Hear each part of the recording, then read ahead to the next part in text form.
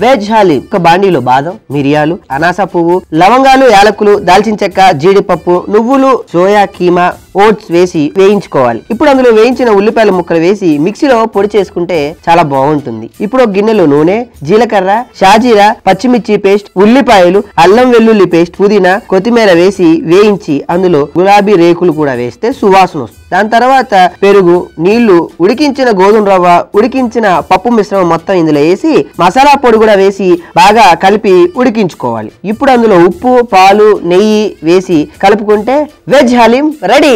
Double ka meetha.